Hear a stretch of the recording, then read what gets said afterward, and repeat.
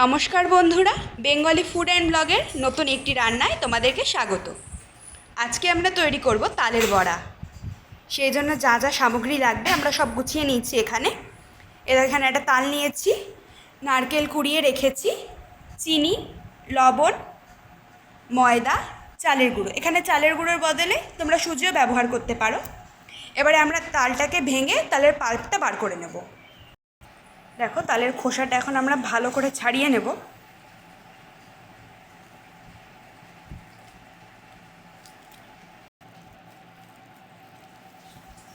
দেখো, তালের খোসাটা আমাদের ছাড়ানো হয়ে গেছে। এবার তালের আটিগুলো বার করে নেব।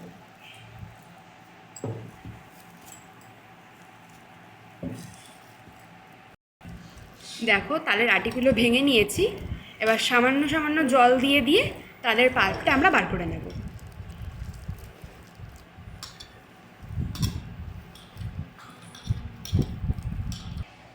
দেখো, আমাদের তালের গোলাটা হয়ে গেছে। এবার এর মধ্যে একে একে আমরা সব কিছু দিয়ে ভালো করে এটাকে মেখে নেব। স্বাদ মতো প্রথমে লবণ দিয়ে দেব,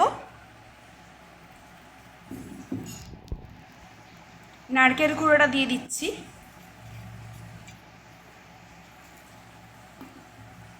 এরপরে ময়দাটা দিয়ে দেব,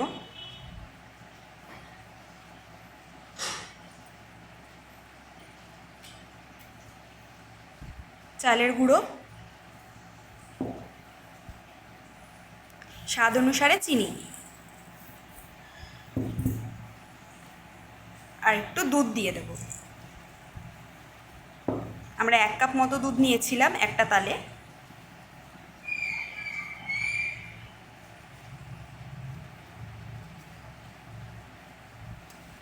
আর ভালো করে এই সমস্ত কিছু তালের ওই পাল্পটার সঙ্গে মেখে নিতে হবে।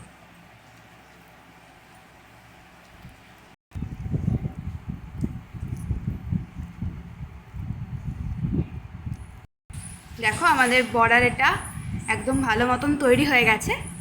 এবার আমরা এটা ভাজার জন্য নিয়ে নেব। দেখো, কড়াইতে তেল দিয়ে দিয়েছি, একটু বেশি পরিমাণেই তেল দিয়েছি যাতে বড়াগুলো না ডুবো তেলে ভাজতে পারি। তো তেলটা গরম হোক, তারপরে আমরা এর মধ্যে বড়াগুলোকে ছাড়বো।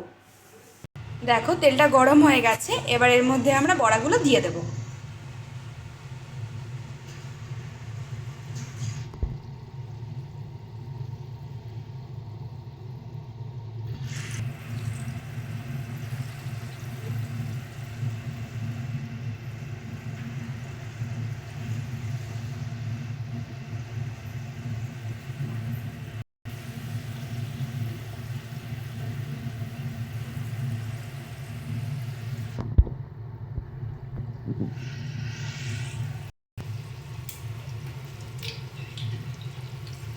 বড়াগুলোকে খুব হালকাভাবে নাড়তে হবে, নয়তো বড়াগুলো ভেঙে যাবে।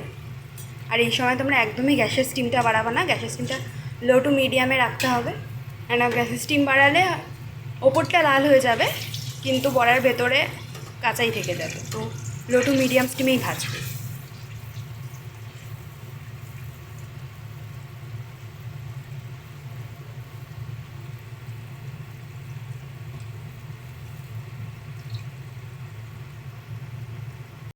দেখো, আমাদের বড়াগুলো লাল লাল করে ভাজা হয়ে গেছে। এবার এগুলোকে আমরা তুলে নিচ্ছি।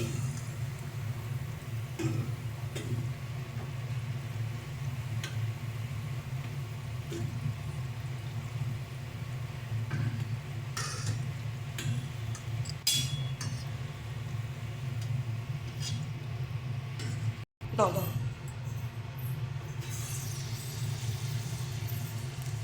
একই রকমভাবে আমরা আবার দিয়ে দিচ্ছি। এবারও একভাবেই সমস্ত বড়াগুলোকে ভেজে নেব।